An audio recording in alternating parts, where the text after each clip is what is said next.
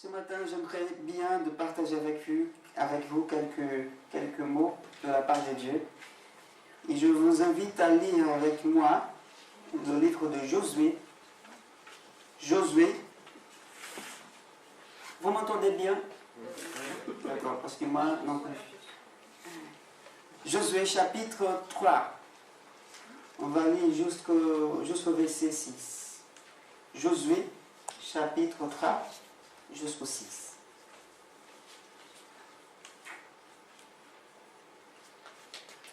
Alors, la parole de Dieu dit: s'étant levé le bon matin, Josué partit de Sittim avec tous les Israélites.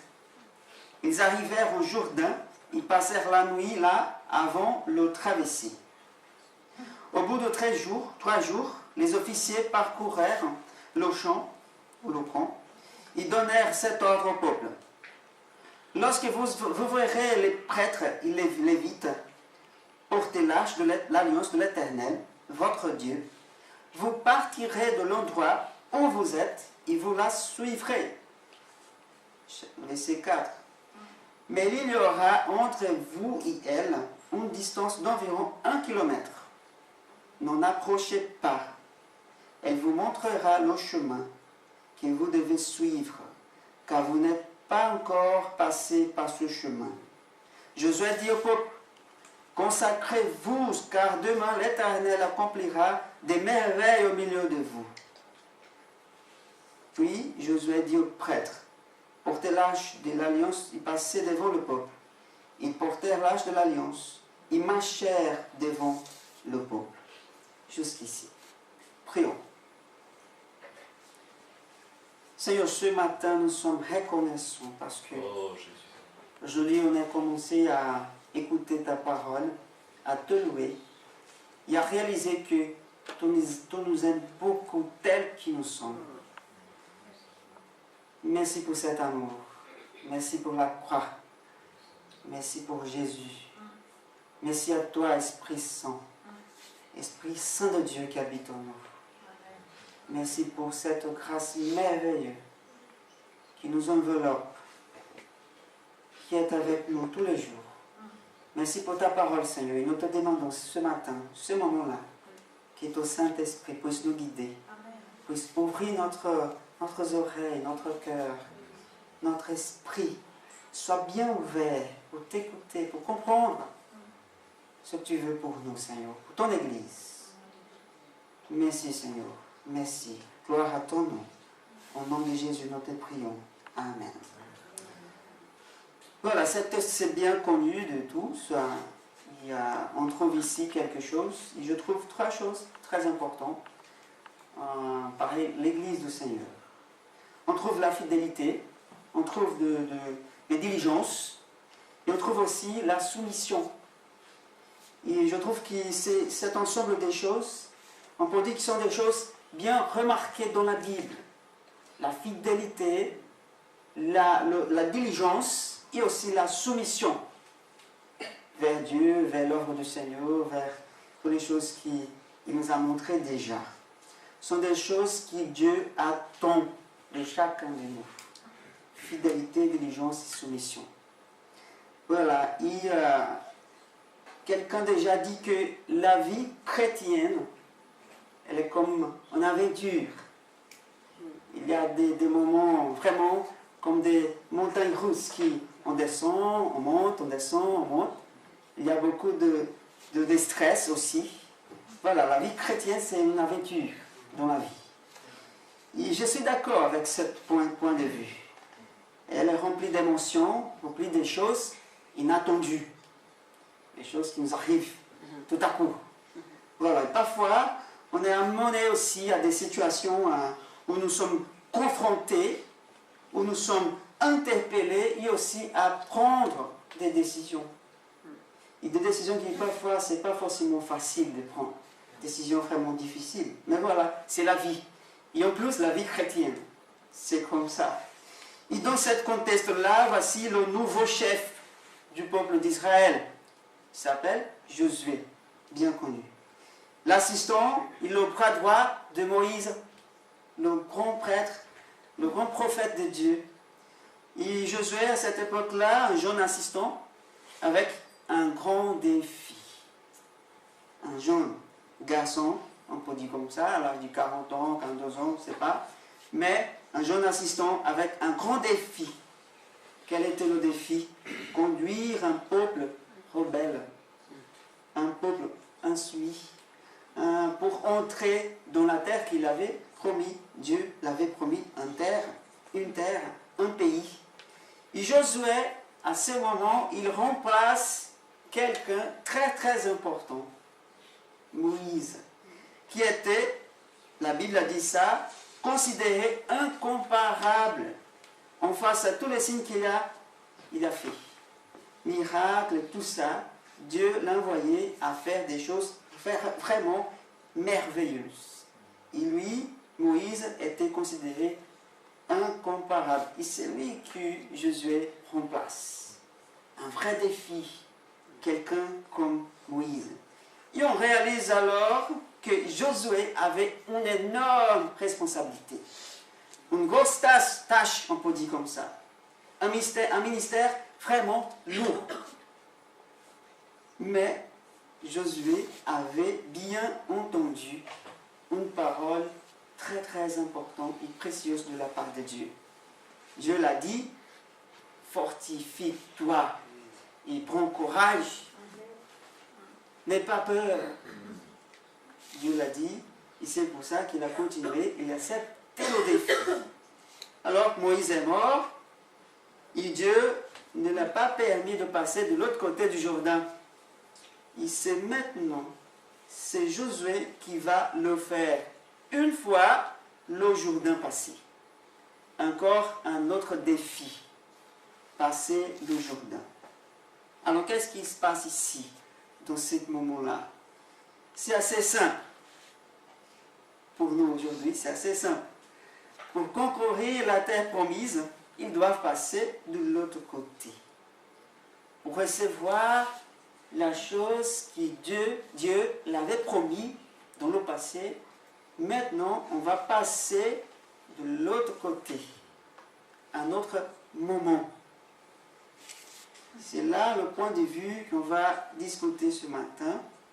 Mais pour passer de l'autre côté, il faut d'abord attendre l'orientation. Ce n'est pas simplement passer tout à coup. Non. Attendre l'orientation. Et on voit cette orientation au verset 3, quand il a dit, lorsque vous verrez le prêtre, le lévite, porter l'arche de l'alliance de l'Éternel, qu'est-ce qu'il doit faire? Vous la suivrez. L'arche de l'alliance. Et pour le peuple de Dieu, l'arche de l'alliance, c'était l'objet le plus important à l'époque. On voit des détails par rapport à l'arche en Exode 25, vous pouvez voir ça. Mais dedans l'arche, on peut comprendre qu'il y avait trois choses dedans l'arche. Il y avait un vase d'or rempli de la manne qu'ils ont reçu pendant la marche. On voit qu'il y avait aussi le bâton d'Aaron, le frère de Moïse, et aussi, bien sûr, les tables de l'alliance, ça veut dire le 10 commandements. Trois objets qui montraient quelque chose par rapport à Dieu et le peuple de Dieu. Son alliance, le rappel que c'est Dieu qui le soutient toujours, et le bâton d'Aaron, c'est un bâton qu'il a florissé. Ça veut dire Dieu est en train de faire nouvelle toutes les choses tout le temps. Voilà, Dieu nous soutient toujours. Et pour eux, le peuple de Dieu, l'arche n'était pas seulement une représentation. À cette époque, l'arche de l'alliance, c'était vraiment la présence même de Dieu. Dieu était là au milieu du peuple, à travers l'arche de l'alliance. Il y a la première chose qu'on voit ici, dans ce verset 3, c'est qu'il y avait une direction à suivre, un chemin droit à suivre. Avant ce moment-là, le chapitre 2 par exemple, Josué a envoyé 2 espions pour voir la terre, pour voir Jéricho. Et ces deux espions, ils ont passé le Jourdain. 2 personnes. C'est facile, on peut nager, on peut débarrasser, on peut vaincre, on passe. Mais ici, c'est un peuple très très gros. Et ce n'est pas du tout facile de traverser. Tous les gens, en nageant, tout ça, mais non. Mais il y avait d'abord une direction à suivre. Ils sont là, au bord de la rivière, au bord du Jourdain. Après 3 jours, 3 jours peut-être d'inquiétude, 3 jours peut-être d'attente. Qu'est-ce qui va arriver? On est là déjà 3 jours. Il faut avoir patience. Et on voit quelque chose après, au verset 15, qui, ce moment-là, c'était l'époque de la moisson. Ça veut dire que le Jourdain, il déborde continuellement par-dessus de ses rives. Alors, ça donnait la traversée un peu plus difficile. Parce que la rivière était très, très, très remplie d'eau. Il y avait beaucoup. Parce que c'était l'époque de la moisson. Et Dieu les amène juste à cette époque pour montrer un peu plus sa puissance. Un peu plus difficile à traverser. Voilà. C'était une traversée audacieuse pour le peuple. Mais ils ont reçu cet ordre. Suivre l'arche de l'alliance. Parce que c'est l'arche de l'alliance qui va montrer où ils doivent aller et rendre aussi un chemin complètement sec. L'ordre était catégorique. Il n'y a pas de mais, peut-être. C'était catégorique. Suivrez l'arche de l'alliance. Et cet ordre-là de marcher signifiait que l'Éternel lui-même, c'est lui qui va conduire le peuple. C'est Dieu qui nous conduit tout le temps. Ce n'est pas une vague. Tout le monde le fait, on va faire. C'est la mode. Tout le monde fait, on va faire. Mais non. Pour le peuple de Dieu, on doit suivre Dieu lui-même. Ce qu'il veut. Ce qu'il dit. Non ce que les autres disent. Ce que les autres églises font. Mais ce que Dieu nous dit. Et ça, c'est le point principal à cette époque-là et aussi aujourd'hui. C'est Dieu lui-même qui conduit son peuple. Et en face du peuple, avait un chemin inconnu et dangereux. Il y avait la rivière. Elle débordait. Il y avait trop de monde pour traverser. Alors, un chemin difficile, inconnu et dangereux. C'est notre vie. Demain, ce sera un jour inconnu. Il y aura des choses inattendues qui vont arriver. Voilà, mais aujourd'hui, on doit être prêt pour traverser. Et comment on va le faire? En suivant ce que Dieu nous dit. Toujours, toujours. Parce que aller dans l'autre sens signifiait être en dehors de la volonté de Dieu. Si on prend décision en l'autre sens, ça veut dire aller dehors, en dehors de la volonté de Dieu. Voilà notre défi, savoir quelle est la volonté de Dieu. Pour nous particulièrement et pour l'Église, pour le peuple de Dieu. Mais d'abord, pour moi. D'abord, pour toi, pour vous. Et après, ensemble, parce que Dieu nous parle aussi à nous-mêmes, en particulier à moi-même, à toi-même. Il parle à nous. Alors, une direction à suivre. Ensuite, au verset 4, on voit une chose aussi vraiment importante. Josué a dit au peuple, n'approchez pas de l'arche. N'approchez pas. Restez à une distance d'environ 1 kilomètre. Pourquoi 1 kilomètre? Josué, il était prudent. Il avait quelque chose d'important, de dangereux aussi, là. Il y a trop de monde. Il y avait trop de monde là. Centaines de gens. Il ne voulait pas risquer, Josué, il ne voulait pas risquer la vie de son peuple, du peuple d'Israël. Pourquoi? L'arche de l'alliance représentait aussi la sainteté de Dieu. La sainteté puissante et dangereuse aussi à cette époque.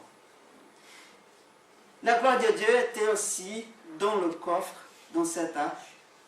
Et si quelqu'un, sans permission, touchait ou regardait l'arche, il serait tué sur le coup.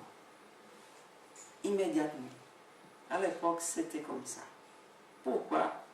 On trouve cette ambiance, on peut dire ça, en 2 Samuel, chapitre 6, verset 7. Il y a une histoire très intéressante.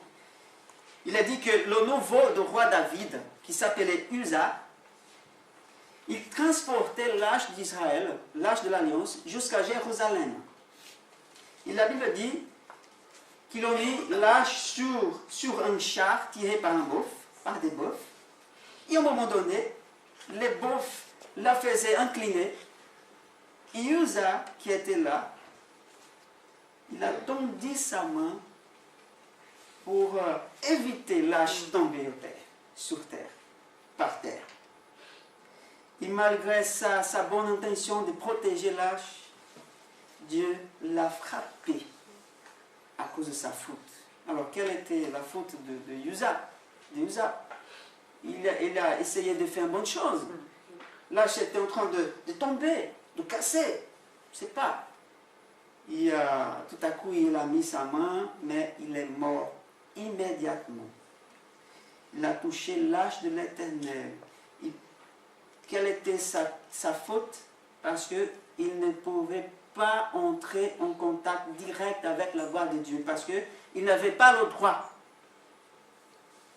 Il n'avait pas le droit. Uza, il connaissait bien la règle de ne toucher pas l'arche de l'Éternel. Il n'avait pas ce droit-là. Il était imprudent. Il n'était pas un prêtre. Il était simplement un transporteur de l'arche. Voilà. Et on trouve aussi l'autre situation par rapport à cette dangereux de toucher ou regarder l'arche de l'Éternel sans permission. En 1er Samuel, chapitre 6 aussi, verset 19, l'Éternel a frappé 50 000 hommes. Quelques versions vont dire qu'il y avait juste 70 hommes, mais il y a des versions qui disent 50 000 hommes, parce qu'ils regardèrent dans l'arche sans permission. Et cela a fait qu'ils sont morts immédiatement. Et pourquoi ils ne pouvaient pas faire ça? Parce que selon l'ordre de Dieu, en Nombre chapitre 4, pour transporter l'arche, les prêtres doivent démonter le voile et couvrir l'arche de témoin de l'alliance. Ça veut dire cacher l'arche pour que personne puisse la voir. Parce que si quelqu'un la voit sans la voile, sans le drap, ils sont morts immédiatement. C'est la sainteté de Dieu entrant en contact direct avec l'homme pécheur. Ça, c'était le problème. Ainsi, ceux qui le regardent, cette époque-là, sont morts immédiatement. Et ça veut dire que c'est une imprudence de toucher, de regarder l'arche de l'Éternel. Seulement le Lévite avait la responsabilité de transporter l'arche déjà enveloppée pour les paître, cachée. Et voilà, le problème c'est là. Josué a dit, mettez-vous en distance de sécurité de l'arche de l'Éternel. Mais c'est d'1 kilomètre, ça veut dire qu'1 kilomètre, je peux la voir pour la suivre. Je ne perds pas de vue l'arche de l'Éternel. Voilà, c'est ça la sainteté de Dieu à cette époque. C'était vraiment comme ça. Ils doivent se mettre à une distance parce que la sainteté de Dieu, elle est stupéfiante. Elle est merveilleuse. On va apprendre quelque chose plus tard. On va faire l'application de tout cela. Mais pour comprendre la situation historique, il y a des gens qui sont morts parce qu'ils ont touché l'arche, ils ont regardé dedans sans permission. Et la sainteté de Dieu, elle est stupéfiante. elle est puissante, elle est dangereuse.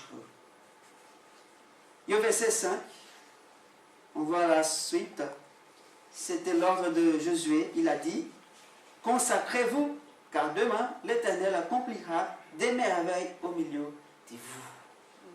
Ça, c'est merveilleux de savoir. Demain, Dieu va faire quelque chose pour nous. Mais d'abord, il faut que je me consacre. Pourquoi? On va voir que cette époque-là, ça veut dire qu'on doit se purifier, sanctifier. Et cet ordre-là, à cette époque, c'était un liturgie. Ça veut dire que les gens doivent se baigner complètement, tout le corps, laver ses vêtements et aussi s'abstenir de relations sexuelles. Consacré à cette époque, ça veut dire ça. S'abstenir de quelque chose, se laver, laver les vêtements, être pur. La pureté. Pour participer avec Dieu de son œuvre. Il faut être prêt, consacré, purifié, saint, pour mettre en route avec Dieu. Un développement liturgique à la pureté, c'est l'invitation que Josué fait au peuple. Pendant les 2 jours, ils sont là pour s'y purifier. Et le 3e jour, c'est le jour de traverser, afin qu'ils soient prêts au 3e jour, pour traverser la frontière, de l'autre côté du Jourdain. D'un côté où ils étaient, représentaient 40 ans d'attente. Et de l'autre côté, le sol du pays, l'objet qui est depuis des siècles, c'était la promesse divine, sera finalement foulé avec mes pieds, avec les pieds des pauvres. Cette traversée miraculeuse sera un signe aussi de manifester la présence du Seigneur de toute la terre au milieu du peuple. Et aussi un mémorial pour toutes les générations. C'est ça qui est arrivé après. Un mémorial. Voilà, et finalement, qu'est-ce que cette contexte, cette histoire la voir avec nous aujourd'hui, en tant qu'Église, en tant que serviteurs et servantes de Dieu? Quelles sont les leçons qu'on apprend ici? D'abord, il est possible que les gens à cette époque n'aient quelque part pas beaucoup de confiance en Josué. Il était un jeune assistant, Moïse est mort, le prophète, on a vu beaucoup de choses à travers lui, mais Josué là, alors, il ne rassemblait pas Moïse. Les gens peut-être ont pensé, est-ce qu'il va arriver, est-ce que ça va marcher, est-ce que Josué sera vraiment notre conducteur, il va libérer le peuple vraiment comme Moïse a fait. Il y avait peut-être de la part de Josué peur. Il pouvait penser aussi, est-ce que le peuple va faire confiance en moi? Parfois, Dieu, il nous donne des tâches vraiment difficiles.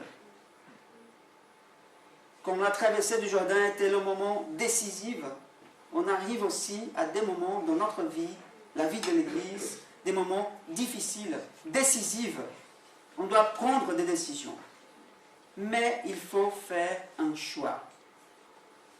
Ou je me laisse envahir par la peur, le doute, ou je veux faire confiance totale à la voix de Dieu qui dit « Fortifie-toi, prends courage, n'aie pas peur ».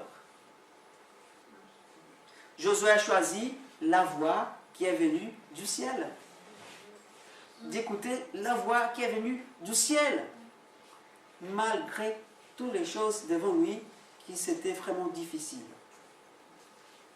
Si nous sommes sûrs d'avoir un rôle important dans ce monde, cet appel-là, cette voix-là est pour nous aussi aujourd'hui.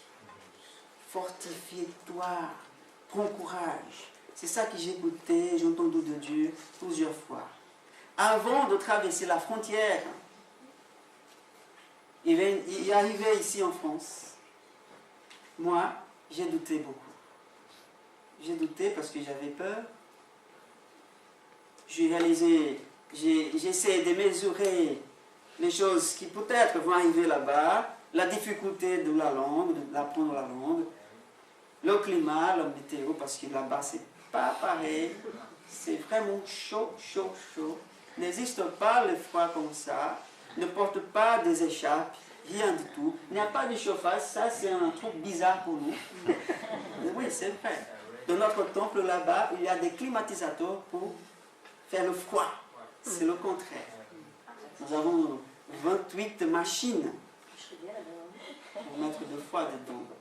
Et voilà, j'avais peur de traverser la frontière.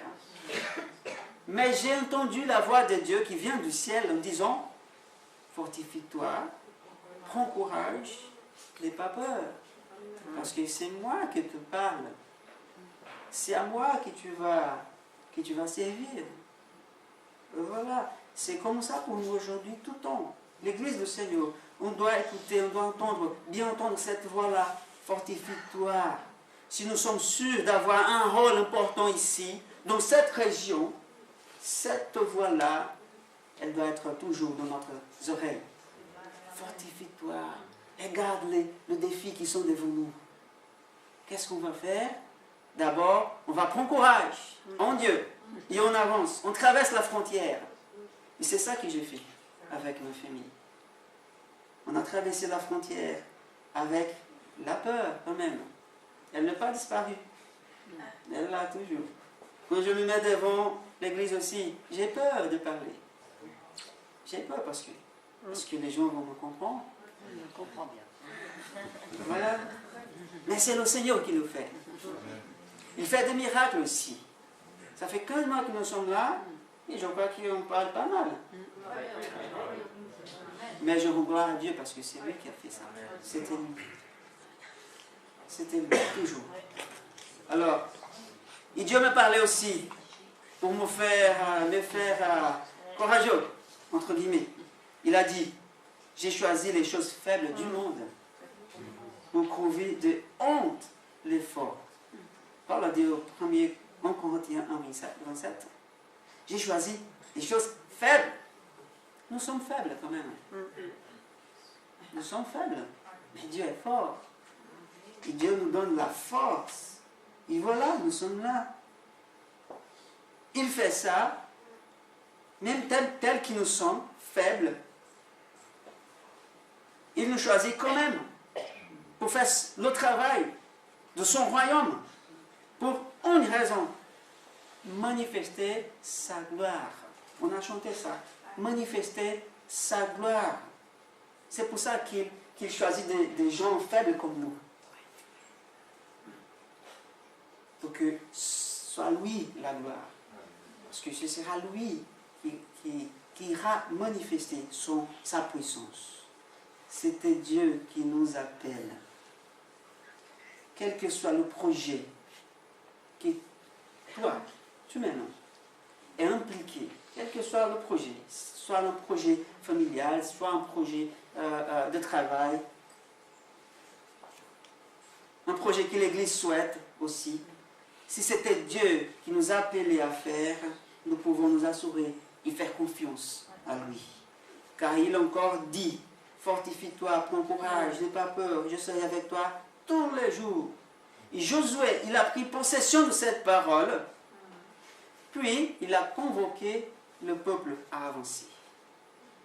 Il est assuré en première, et après il a dit, on y va. Parce que Dieu m'a dit, on va vaincre, on va conquérir le pays. Alors, on doit faire confiance, parce que c'est lui qui nous appelle. Et on a parlé ce matin, dès le premier moment, que Dieu nous aime beaucoup. Et cet amour-là, il ne peut pas rester dedans nous, tout simplement, caché, gardé.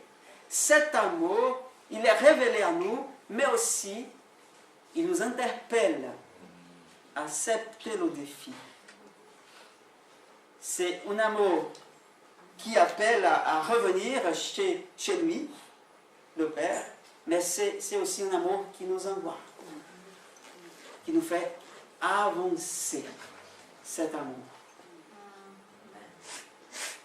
Cet amour, c'est merveilleux. Et ensuite, on apprend aussi qu'il faut avoir une soumission absolue. Soumission à Dieu, à sa parole, au Saint-Esprit. Pour passer de l'autre côté, en toute sécurité, les Israélites devaient suivre l'âge. On a vu ça. Comme l'âge était pour le peuple à cette époque, regardez bien ça. Jésus, aujourd'hui, est pour nous. Parce que l'âge est Jésus, complètement. On peut dire comme ça. En portugais, je dis comme ça. Je vais essayer de dire en français. L'âge est un type de Jésus. C'est ça, c'est bon, dit ça. C'est un type de Jésus.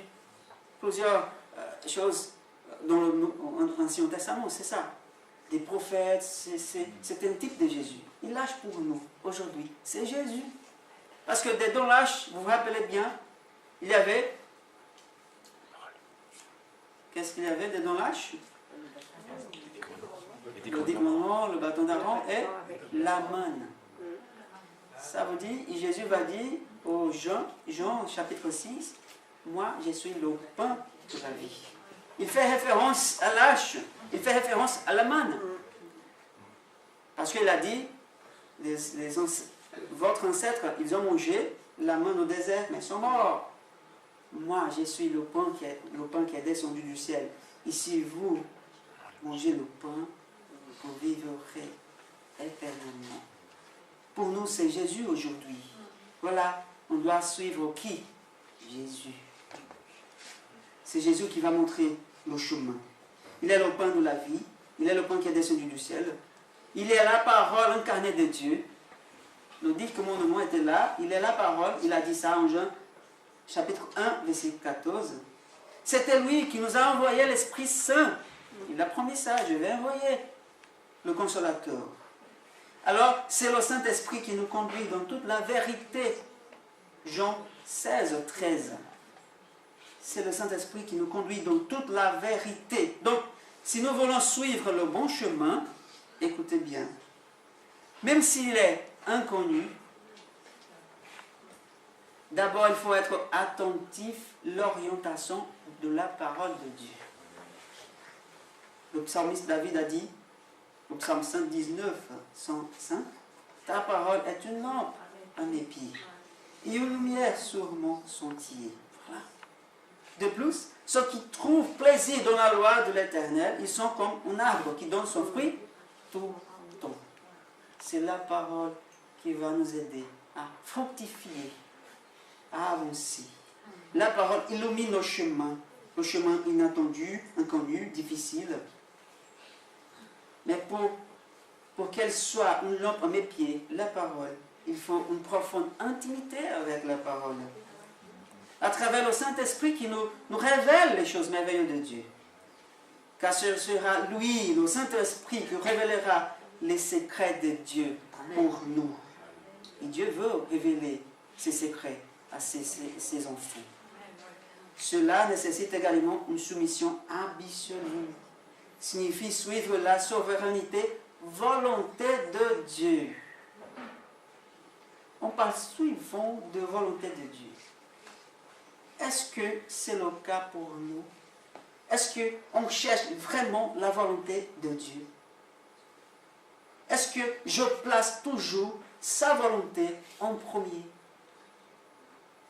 Suis-je toujours prêt à lui soumettre, peu importe quel que ce soit? Est-ce que je suis toujours prêt à lui soumettre ma vie? Mais voici Jésus, mais voici Seigneur, mais voici Esprit Saint. Est-ce que je me prosterne vraiment devant lui, avec tout ce que j'ai, tout ce que je suis? Si nous nous laissons être conduites par notre propre volonté, nous ne traverserons pas le Jourdain. C'est impossible. On va mourir. On va essayer, on va nager, on va souffler, mais on va mourir. Les choses n'arrivent pas. Nada, en portugais. On va nager. Il ne se souffrira pas parce que c'est dans ma propre volonté. Ce n'est pas la volonté de Dieu. Mais si nous sommes conduits par l'Esprit de Dieu, on pourra aller de l'autre côté en sécurité. Et en plus, on va témoigner la puissance de Dieu. On va voir qu'est-ce qu'il a fait. On va regarder arrière. Regarde, Dieu a fait des merveilles. Parce que moi, j'ai fait confiance à lui. Donc, l'âge est le Christ. Et nous ne pouvons pas jamais le perdre de vue. C'est lui qu'on regarde. C'est pour lui que nous sommes là. Quand on voit la croix, elle est là. Nous rappelons de Jésus. Quand on prend du pain et boit de la coupe, on se souvient de Jésus. On se souvient de lui, de sa mort. C'est à lui qu'on suive. C'est à lui qu'on regarde toujours, tout le temps. Alors nous sommes appelés à avoir une soumission absolue. Nous sommes appelés maintenant à être diligents. Diligents. Finalement, il y avait cette orientation pour passer de l'autre côté. En premier, on doit se mettre en distance de sécurité. Josué a dit au peuple, signifie, sois prudent avec les affaires du Seigneur. Sois prudent. Lui qui nous a appelés est saint. 3 fois saint, comme dit le prophète Ésaïe. Et ceux qui sont appelés ne peuvent pas être négligents avec les choses de Dieu. Ce sont des choses précieuses. L'Église, c'est son épouse. Des choses précieuses à Dieu. Et nous sommes appelés à être diligents, pas négligents avec les choses saintes de Dieu. Nous ne pouvons pas, écoute bien, nous ne pouvons pas jouer en tant que croyants. Non. Il faut amener les choses comme ça au sérieux. Nous sommes des ambassadeurs du royaume du ciel. Moi, je ne suis pas ambassadeur du Brésil, ou d'Angleterre, ou quelque part. Non. Nous sommes des ambassadeurs du ciel, du royaume. Et la vie des nombreux est un jeu. La vie des gens qui sont là dehors, c'est un jeu. Nous ne pouvons pas être négligents avec la prière, par exemple. La prière, c'est important pour l'Église. Une Église qui ne prie pas, elle ne grandit pas, elle n'avance pas, elle ne connaît pas la volonté de Dieu. Elle ne peut voir les miracles de Dieu. C'est par la prière qu'on peut expérimenter les choses de Dieu. Nous ne pouvons pas être négligents avec la pureté. Nous sommes appelés à être saints, purs. Ça veut dire qu'on est appelé à être mis à côté, séparés, pour accomplir un rôle spécial sur terre. Il faut développer une vie sainte et pieuse. Cherchez ça, mes frères et sœurs, toujours, tout le temps. Parce que celui qui vous appelle est saint. Vous aussi soyez saints dans toute votre conduite. C'est pas seulement le dimanche qu'on doit être saint. Bien habillé, beau, belle. Dans votre toute conduite, dit Pierre. 1 Pierre 1, verset 15. Toute votre conduite. Après la mort de ceux le texte qu'on a fait remarque en 2 Samuel, des gens qui ont regardé dedans l'arche de l'Éternel, les autres qui ont resté vivants, ils ont dit, qui peut se tenir en présence de l'Éternel, ce Dieu saint? Ils ont vu les gens morts à cause de sa faute. Ils sont remplis de crainte devant ce Dieu saint. Ils ont posé des questions. Qui peut se tenir en présence de l'Éternel? Et le psalmiste David, il répond en disant, c'est lui qui a les mains innocentes et le cœur pur. celui qui ne se livre pas au mensonge et qui ne fait pas de serments trompeux. Celui qui a les mains innocentes. Celui qui ont déjà passé pour le calvaire. Qui ont déjà été lavés pour le sang de Jésus. Ce sont celui-là. Si nous voulons une vie pieuse et pure, il faut être attentif tout le temps, parce que nous sommes attaqués jour et nuit. L'ennemi ne dort pas. L'ennemi de notre âme, il travaille tout le temps, il ne joue pas. Il prend au sérieux son travail, son service. Donc, mes frères et sœurs, soyons prudents avec les affaires du Seigneur, car il est saint. Son Église est sainte. Soyons-nous aussi saints, parce que ça lui plaît. Et finalement, pour conclure cette méditation, Dieu veut accomplir des merveilles parmi nous. Dans ce pays, dans cette région, à travers qui? L'Église, nous. Ce sera à travers nous. L'Église du Seigneur, un peuple racheté et saint, un peuple élu. Alors, Jésus a dit au peuple, la parole nous dit aujourd'hui, consacrez-vous, sanctifiez-vous, purifiez-vous, mettre ta vie devant, au pied de Jésus, tout le temps. Ça veut dire toujours être attentif avec ma propre vie. Est-ce que ça que je fais, ça plaît Dieu? Est-ce que je fais quelques fautes? Dieu me dit, parce qu'il y a des choses qu'on fait, pas bien, qui sont encore cachées, et nous ne pouvons pas réaliser que c'était en faute. Mais Dieu le sait. Alors, Dieu, montre-moi, qu'est-ce qu'il y a encore qui te fait mal, qui frappe ta sainteté. Consacrez-vous. C'est un appel pour être prêt tout le temps, parce que nous sommes le moyen de Dieu pour montrer sa gloire au monde. Nous serons le moyen que Dieu manifestera sa gloire, sa puissance, son amour. Et le monde sera témoin, mes frères et sœurs, ce qu'il peut faire à travers nous. Soyons fidèles, soyons soumis, diligents et humbles. Ainsi, on verra les merveilles du Seigneur au milieu de nous. Puissions-nous vivre en temps de croissance dans la foi. Ça, c'est l'appel de Dieu pour nous aujourd'hui. Puissions-nous avancer le royaume de Dieu et que la France connaisse l'Éternel. Il l'adore. Ça, c'est le rêve de Dieu. Que tous soient sauvés. La France, le Brésil, l'Afrique, l'Europe, l'Orient, tous soient sauvés. Ça, c'est la vision de Dieu. Ça, c'est notre vision aussi. Que Dieu nous bénisse et nous aide à accomplir sa volonté. Où nous sommes maintenant, aujourd'hui. On va faire aujourd'hui. On va faire un choix.